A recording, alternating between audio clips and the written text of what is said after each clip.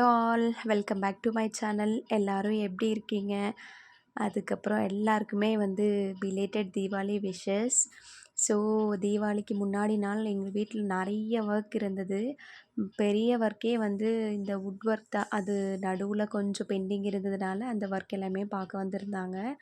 So first அந்த work முடிச்சதுக்கப்புறமா தான் க்ளீனிங் ஸ்டார்ட் பண்ணணும் அப்படின்னு சொல்லிட்டு பெண்டிங்லேயே வச்சுருந்தோம். இன்றைக்கி நாளைக்கு இன்றைக்கி நாளைக்கு அப்படி சொல்லிட்டு ஃபைனலாக அந்த ஒர்க் எல்லாமே முடிச்சாச்சு.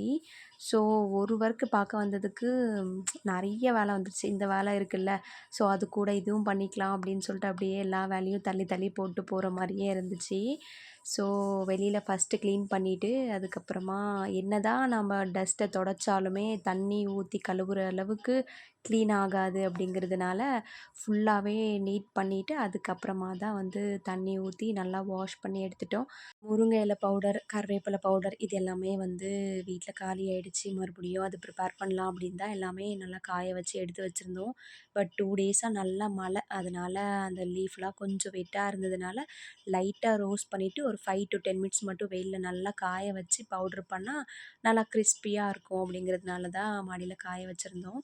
அதுக்கப்புறம் அதிரசத்துக்கு எல்லாமே ப்ரிப்பேர் பண்ணணும் அப்படிங்கிறதுக்காக அது எல்லாமே அரிசி அதெல்லாம் ஊற வச்சிடலாம் அப்படின்னு சொல்லிட்டு தான் ஒரு 5 கிலோ அரிசி எடுத்து நல்லா வாஷ் பண்ணி அதுக்கப்புறம் பூஜை பண்ண சொன்னாங்க. அந்த டேப்க்கும் பாத்திரத்துக்கும் பூஜை பண்ணி முடிச்சுட்டு ஒரு 6 to 7 மினிட்ஸ் நல்லா ஊறினதுக்கப்புறமா இந்த மாதிரி ஒரு வெயில்லாம் இல்லாமல் நிழல்ல ஒயிட் கிளாத் போட்டு அது மேலே நல்லா ஸ்ப்ரெட் பண்ணி விட்டோம் அப்படின்னா ஓரளவுக்கு நல்லா காஞ்சிரும். அதுக்கப்புறம் அது நம்ம மிக்ஸிலலாம் போட முடியாது 5 கிலோ அப்படிங்கிறதுனால வெளியில் மெஷினில் கொடுத்து தான் போட்டு வர சொல்லியிருந்தோம். அதுக்கப்புறமா நோன்பு இருக்கிறதுனால அதுக்கு தேவையான பொருள் எல்லாமே வாங்கிட்டு வந்துடலாம் அப்படின்னு சொல்லிட்டு நானும் அப்பாவும் தான் ஓசூர் கிளம்பி போயிருந்தோம். அந்த திங்ஸ் எல்லாமே வாங்கிட்டு ஓசூரில் சொல்லப்போனால் இந்த தடவை நிறைய கூட்டம். அதுவும் இல்லாமல் பூ காஸ்ட் வைஸு ஓகே அப்படின்னு சொல்கிறதா என்னன்னு தெரில எனக்கு. நான் இன்றைக்கி தீபாவளிக்கு பெருசாக பூலாம் வாங்க போனதில்ல. வீட்லேயே செடி இருக்குது, அதிலேயே பறிச்சுப்போம். இப்போ பூ கம்மி ஆயிடுச்சுன்றதுனால தான் வாங்க போயிருந்தோம். இந்த தடவை வித்தியாசமாக கொஞ்சம் இருக்கட்டும் அப்படிங்கிறதுனால பர்பிளும் ஒயிட்டும் சூஸ் பண்ணியிருந்தேன். பட் எனக்கு தெரிஞ்சு இது 2 டேஸ் கூட வரல. பர்பிள் அப்படியே ஃபுல்லாக காஞ்சி போயிடுச்சு. எல்லோ வாங்கியிருந்தோம் அப்படின்னா அட்லீஸ்ட் ஒரு 4 to 5 டேஸ் ஆச்சு வந்திருக்கும். அதுக்கப்புறம் கொடுக்குற காசு கொடுத்து இந்த மாதிரி ஒரு பூ வாங்கிட்டு வந்துட்டோமே அப்படின்னு தான் ஃபீல் பண்ணேன் தீபாவளி முடிஞ்சதுக்கப்புறமா. ஓகே ஃபைன், ஒரு நாள் தானே அப்படின்னு சொல்லிட்டு விட்டுட்டு அதுக்கப்புறம் வெல்லம் நல்லா பவுடர் பண்ணிவிட்டு சாப்பிட்றதுக்கு நம்ம வீட்டில் எவ்வளோ நாள் வேணாலும் வச்சு சாப்பிடலாம். முன்னாடிலாம் நிறைய நாள் இருக்கும், நிறைய நாள் இல்லை நிறைய மாதம் இருக்கும். இப்போலாம் எங்கே பெருசாக அதிரசத்து மேலே இன்ட்ரெஸ்ட்டே கிடையாது. ஸோ அந்த மாதிரி வச்சு சாப்பிட்றதுக்கு பிஃபோர் டே நைட்டே ப்ரிப்பேர் பண்ணி வச்சிட்டோம் அப்படின்னா நம்மளுக்கு கொஞ்சம் ஈஸியாக இருக்கும். காலையில் வேலைலாம் பண்ணிவிட்டு அப்புறம் நோன்புக்கு மறுபடியும் சுடணும் அப்படிங்கிறதுனால பிஃபோர் டேவே அக்கா பெரியம்மா எல்லாம் வந்திருந்தாங்க. ஸோ எல்லாருமே உட்காந்து ஒன்றா சுட்டு எடுத்துட்டோம். நான் ஒரு ஐடியா சொல்கிறேன் அப்படின்ற பேரில் இந்த மாதிரி வச்சு பிளேட்லாம் வச்சு அழுத்திட்டு இருந்தேன். இதுவும் நல்லா தான் இருக்குதுன்னு சொல்லிட்டு கடைசிக்கு எல்லாருமே போய் படுத்துட்டாங்க. நாங்கள் 2 பேர் மட்டும்தான் 2 o'clock வரைக்குமே பண்ணிகிட்ருந்தோம். அதுக்கப்புறம் அடுத்த நாள் காலைல எழுந்திரிச்சி வடை அதுக்கப்புறம் கொத்தமல்லி சாதம் பண்ணி முடிச்சுட்டு கோவிலுக்கு தான் கிளம்பி போயிருந்தோம். 4 மணிக்கு மேலே தான் டைம் நல்லாயிருக்கு, அமாவாசை அப்போ தான் வரும், அப்போ தான் நோம்பணும் அப்படின்னு சொல்லிட்டு அதுக்காக கோவிலுக்கு போயிருந்தோம். அதுக்கப்புறமா போயிட்டு அந்த கோவிலில் பூஜை எல்லாம் பண்ணி முடிச்சுட்டு நோம்பெல்லாம் எடுத்து முடிச்சதுக்கப்புறமா கிளம்பி வீட்டுக்கு வந்தோம். வீட்டுக்கு வந்த கையோட ட்ரெஸ் மாற்றலாம் அப்படின்னு பார்த்தா எங்கள் அம்மா இருந்துட்டு, இல்லை ஃபஸ்ட்டு விளக்கேற்றிடுங்க அப்படின்னு சொல்லிட்டு வீட்டுக்கிட்ட ஃபுல்லாக விளக்கேற்றி முடிச்சுட்டு அதுக்கப்புறமா தான் நோன்பு கயிறு எல்லாமே கட்டியிருந்தோம்.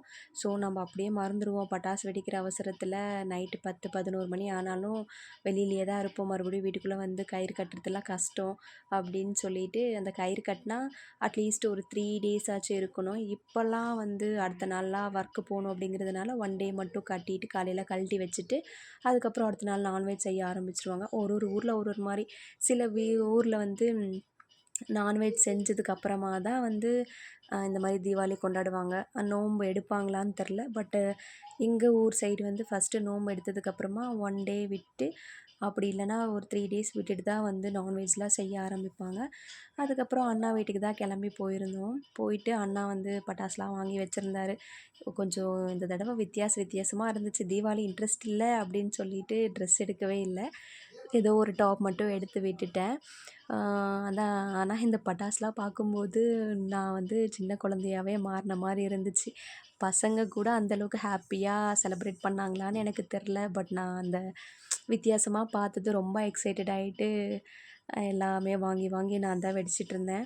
ஸோ எல்லாருமே வீடியோ எடுக்கலாம் அப்படின்னு சொல்லிட்டு எங்க பாட்டி எல்லாரையும் கூப்பிட்டு இந்த மாரி வீடியோலாம் எடுத்துகிட்ருந்தோம். பட் நாங்க சூஸ் பண்ணது என்னமோ லைட்டா அந்த கோல்டன் கலர் வர மாரி ஷேட் தான் சூஸ் பண்ணோம். பட் தெரில பிங்க் கலரில் வந்துருச்சு. ஐயய்யோ! ஃபோட்டோஸ்க்குலாம் ஒழுங்கா வருமான்னு தெரிலையே! அதே மாதிரி இதில அந்த புகையும் ரொம்ப அதிகமா இருந்தது. இந்த ஃபர்ஸ்ட்டு காமிக்கிற கோல்டன் இந்த தான் எடுக்கலாம் அப்படின்னு எல்லாரும் எடுத்தோம். பட் பிங்க் வந்துருச்சு. அதுக்கப்புறமா ஒரே ஜாலியா எல்லாருமே செலிப்ரேட் பண்ணிட்டு, அதுக்கப்புறம் அங்கேயே தான் சாப்பிட்டோம். ஸோ இந்த தடவ வந்து ரொம்ப சூப்பரா போச்சு. உங்க வீட்லலாம் எப்படி போச்சுன்னு சொல்லிட்டு கண்டிப்பா கமெண்ட்ல சொல்லுங்க. அதுக்கப்புறமா அந்த பிங்க் வந்ததுனால, "இல்ல பிங்க் வந்துருச்சு, ஃபோட்டோஸ்லாம் ஒழுங்கா வரல, மறுபடியும் எடுக்கலாம்" அப்படின்னு சொல்லிட்டு, மறுபடியும் ஆளாளுக்கு போய் "நீ வா, நான் வா" அப்படின்னு சொல்லிட்டு எல்லாரையும் கூப்பிட்டுட்ருந்தோம். மறுபடியும் அதில போன தடவ வந்த பாதி பேர் இதில வரவே இல்ல. "நான் வரல, நீ வரல" அப்படின்னு சொல்லிட்டு, மறுபடியும் யாரோ இன்ட்ரெஸ்ட்லாம் இருக்கிறவங்கலாம் வந்து ஃபோட்டோஸ்லாம் எடுத்துட்ருந்தோம். அதெல்லாம் பண்ணி முடிச்சதுக்கப்புறமா தான் வந்து வீட்டுக்கு கிளம்பி போக சுத்தமா மனசே இல்ல. எனக்கு தெரிஞ்சு இந்த தடவ தீபாவளி எங்க ஊர்ல நாங்க தான் ரொம்ப நேரம் செலிப்ரேட் பண்ண மாரி இருந்துச்சு. முன்னாடிலாம் ஒரு 12, 1 அந்த மாதிரி அந்த டைம் வரைக்குமே வெடிச்சிட்டே இருந்தாங்க. பட் இந்த டைம் எல்லாம் 10 மணிக்கெலாம் முடிச்சுட்டு தூங்கிட்டாங்களா என்னன்னு தெரில. அடுத்த நாளும் வெடிப்பாங்க. பட் இந்த டைம் வெடிக்கல. அடுத்த நாள் காலையில வந்து வீட்ல சிக்கன், மட்டன், களி அது எல்லாமே எடுத்து சமைச்சிட்டு எல்லாரும் ஒண்ணா உட்காந்து சாப்பிட்டுட்டு, அதுக்கப்புறம் அவ்வளோதான். தீபாவளி சூப்பரா முடிஞ்சது. உங்க வீட்லலாம் எப்படி முடிஞ்சுதுன்னு கண்டிப்பா கமெண்ட்ல சொல்லுங்க. கண்டிப்பா சப்ஸ்கிரைப் பண்ணிடுங்க. Thank you.